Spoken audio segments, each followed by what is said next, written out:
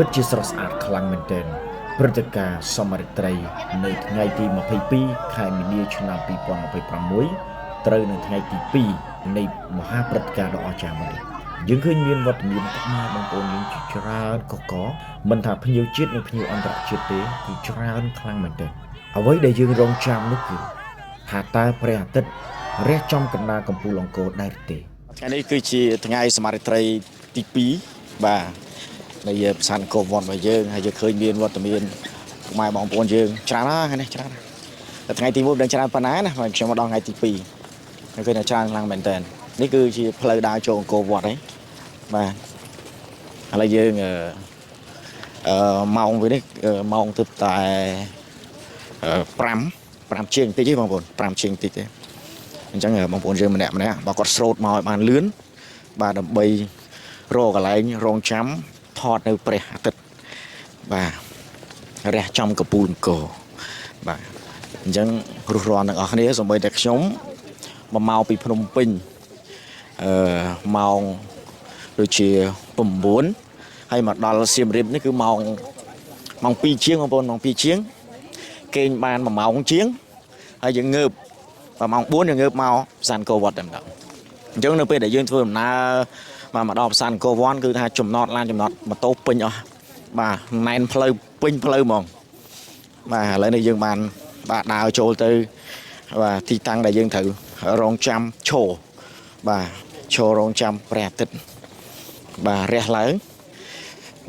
នេះគឺជារឿងមួយដែលអស្ចារ្យខ្លាំងមែនទែនសម្រាប់ប្រទេសកម្ពុជារបស់យើងបងប្អូន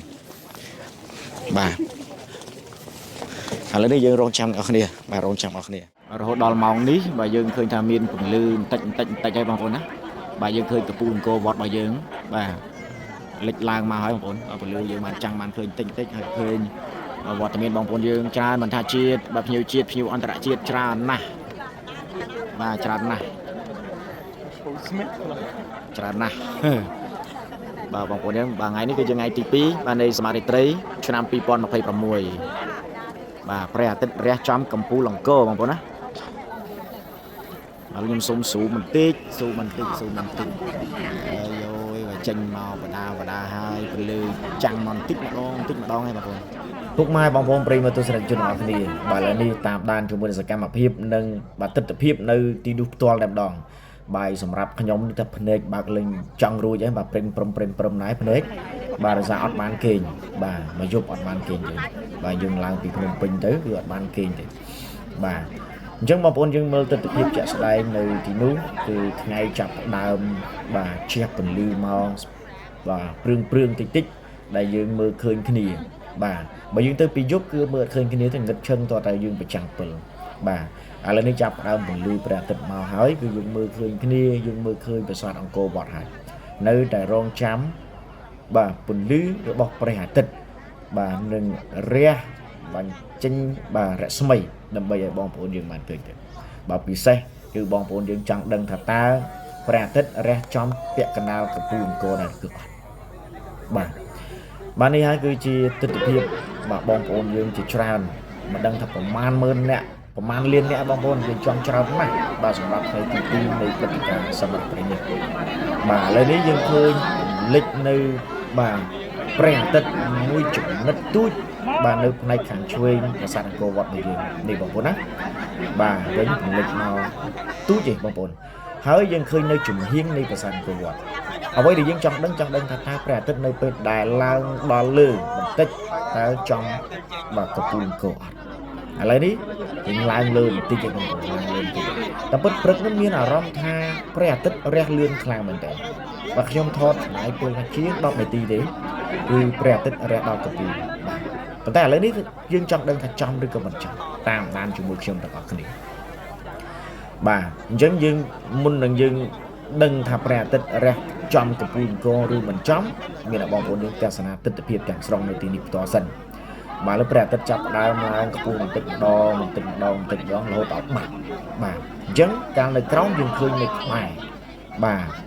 តទៅពេលឡើងទៅខ្ពស់បាត់ទៅវិញបាទហេតុអីបងប្អូនបាទហេតុអីហើយពន្លឺចែងចាំងនៅប្រាសាទអង្គរវត្តគឺថាស្អាតខ្លាំងមែនតើបងប្អូនបាទស្អាតខ្លាំង បាទនេះបងប្អូនណាទស្សនវិជ្ជាដែលយើងចាប់ប្លង់ពីចម្ងាយទៅគឺថាបងប្អូនយើងចាប់ផ្ដើមលើកទូរស័ព្ទស្រោះគ្នាហើយពេលនេះបាទមុននេះគឺលើកទូរស័ព្ទអត់តស្រោះគ្នាអត់តឃើញស្អាតទេបាទនៅពេលដែលព្រះអាទិត្យរះឡើងជិតដល់កំពូលអង្គរមែនទែនគឺបងប្អូនយើងចាប់ផ្ដើមមកលើកកាមេរ៉ាឡើងស្រោះគ្នាតែម្ដងបាទចាំថតបាទចាំថតទាំងវីដេអូទាំងរូបស្លាកបាទហើយបងប្អូនយើងខ្លះក៏គាត់ប្រើជាមួយនឹងដងកាមេរ៉ាបាទពេលខ្លះបាំងកាមេរ៉ាយើងដែរយើងប្រើដៃហើយមានបងប្អូនយើងផ្សេងទៀតស្រែកឲ្យអ្នកមុខនឹងដាក់កាមេរ៉ាចុះដាក់ដងចុះមួយបាំងក៏ថតដែរបាទឥឡូវនេះពន្លឺព្រះអាទិត្យចែងចាំងរស្មីមើលទៅស្អាតខ្លាំងណាស់បងប្អូននៅផ្ទាល់មិនដឹងថាស្អាតបាទ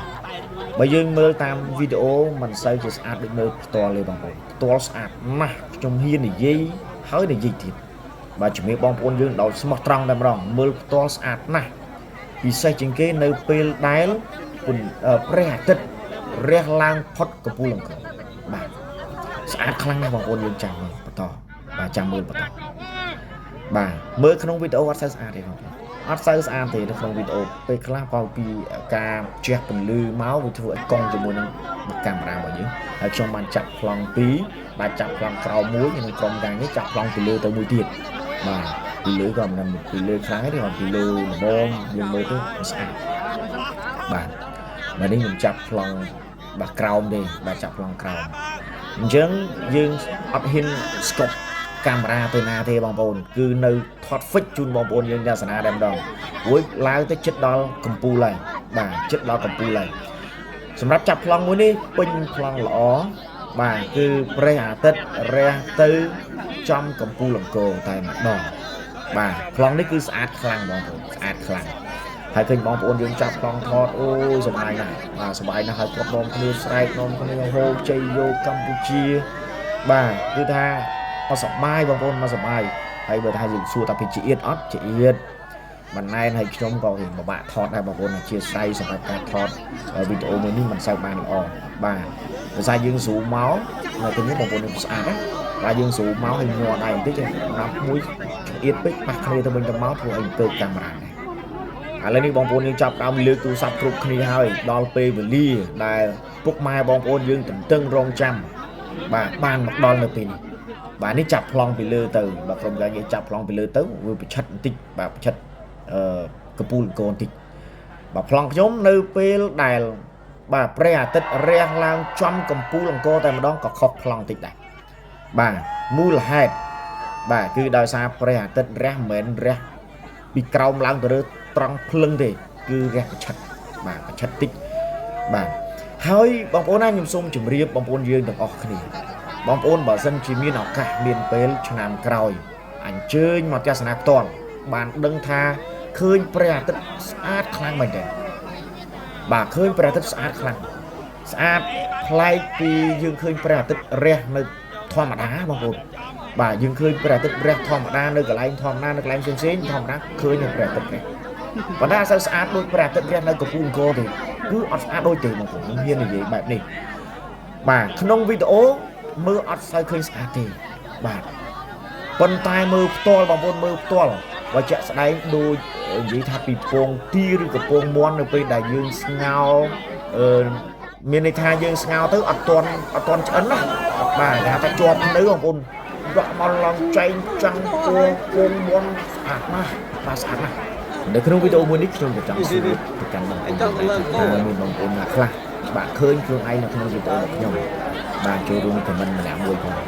បាទដោយសារយើងចាប់ប្លង់ព្រះអាទិត្យផងយើងចាប់ប្លង់ពុកម៉ែបងប្អូនយើងបានចូលរួមបាទទស្សនាផង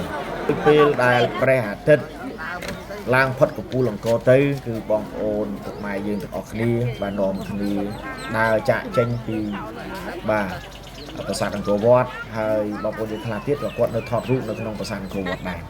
អរគុណបងប្អូនប្រិយមិត្តទស្សនិកជនដែលចំណាយពេលវេលាទស្សនាវីដេអូមួយនេះហើយកុំភ្លេច share ចែករំលែកផងអរគុណច្រើនបាទបងប្អូនទាំងអស់គ្នា